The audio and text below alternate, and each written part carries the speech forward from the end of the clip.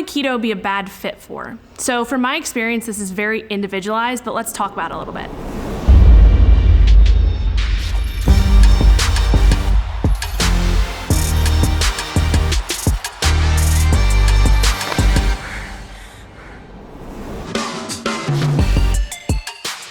So in terms of keto being a bad fit for someone, from my experience over the years, it's very, very individual, and there are some generalizations that we can make, but it all comes down to the person. And when I say this, for example, someone who might have high anxiety, they actually might do really well with keto, and someone else who has high anxiety, they actually might do really awful with keto. And so it's going to come back to the individual and kind of testing and assessing how that person, feels with it and how they do over, a period of time. So we can make some generalizations in terms of like who would be the best fit for keto, but from my experience, following a ketogenic diet long-term seems to be, a little bit less of a fit for a few different types of people. So some people who are, very lean and very active, they don't have that much body fat on them.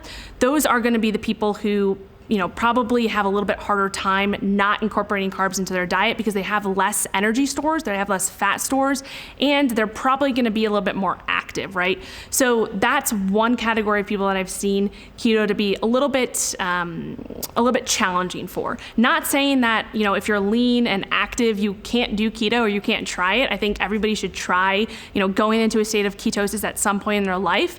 But just from experience over the long term and following like a longer term ketogenic diet, people who are very lean and have low body fat levels tend to struggle a little bit more with a longer term approach. Another group of people that I've seen keto be a little bit challenging for over the long term are those people who have very high stress levels, or they live very high, stressful lives, whether it's from work, family, whatever it may be. If you are super, super high stress, and you're also, having other things going on in your life that are, causing more stress, keto can in itself be a stress to your body. So we have to think about that from kind of a practical standpoint. Like, keto is great, but anything can be great and anything can be too much and turn into, not so great things. So for example, ketosis is it's a metabolic state, right? It's a state that your body can go into.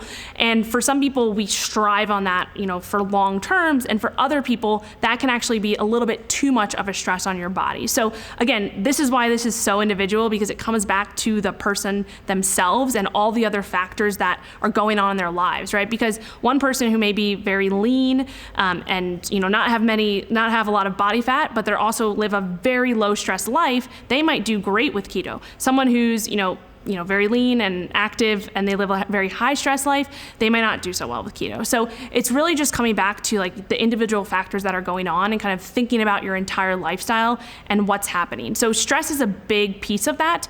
So those people who might have a little bit more stress and maybe they've tried keto for a period of time and they haven't found it to work for them, that might be kind of a sign like, okay, let's focus more so on being a little bit more metabolically flexible, right? Let's use keto in strategic ways, but let's also bring carbs back in to help with managing other parts of our life, right?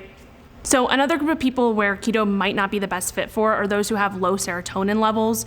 So if you're feeling like you're a little bit more anxious, you have, maybe suffering from some depression, or, if you're having trouble sleeping at night or winding down, you're feeling very kind of wired and tired is the phrase I like to use, where you're super tired, but you can't actually fall asleep. Those are some signs that you may have some either low serotonin levels or some other hormone issues that are going on. And so that might be a sign where keto might not be the best fit, because we know that carbs themselves can actually help to increase serotonin levels for some people. So from my experience, incorporating carbs strategically has been something that's helped with people who are in that situation or are suffering from those different things that I mentioned. And so that would be kind of a sign that keto might not be working that well for that type of person. So in general, though, like I mentioned in the beginning, it's very, very individualized. And from my experience over the years for myself and working with many, many clients, I found that, you just have to test and assess, right? You have to see how you feel, try different things out.